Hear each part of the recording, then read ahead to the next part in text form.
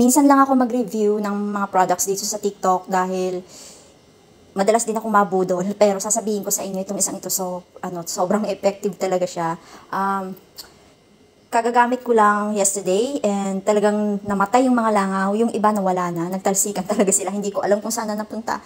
So, dito sa bahay ko, meron akong mga cats and may aso ako sa may labas. So, minsan di may iwasan magkaroon ng langaw. Kaya ang ginagawa ko, lagi ako naglalagay ng odor eliminator. At the same time, kailangan ko ng pantanggal ng mga langaw, ganun. So, guys, worth it talaga to. Ang nagustuhan ko pa dito, hindi siya maamoy. Wala siyang mabahong amoy. Hindi kagaya ng ibang pang spray na masakit sa ulo at sa ilong.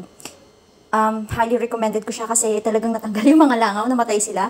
And syempre, ang gagawin ko ngayon, iba-vacuum ko na lang. Kasi guys, kapag may pets ka, mas maganda mag-vacuum kaysa yung walis ka ng walis. Kasi talagang nahihigop niya lahat ng dumi, alikabok, at kung ano-ano pang mga peste at dumi.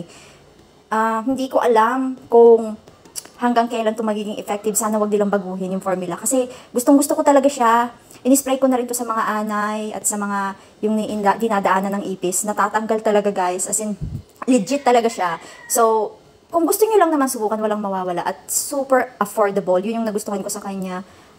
I think, dahil nakabili ako ngayon, isang bote pa lang, bibili ako ng mas madami next time kasi nga, sobrang nagustuhan ko talaga siya. Kung kayo may problema kagaya ko, dahil may mga pets din kayo at ayaw nyo ng mga pets, mga insect, kung ano-anong pumapasok sa bahay nyo, subukan nyo ito guys kasi wala talaga siyang amoy. And safe siya sa cat, hindi nagre-react yung mga cats ko dito, hindi kagaya ng ibang pesticide or yung mga pang spray na natatakot naman ako kasi inuubo sila.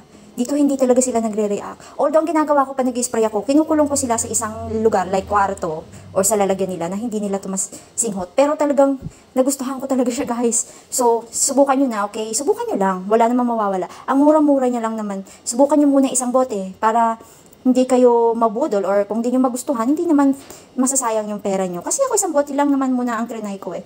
So, yun lang. Thank you.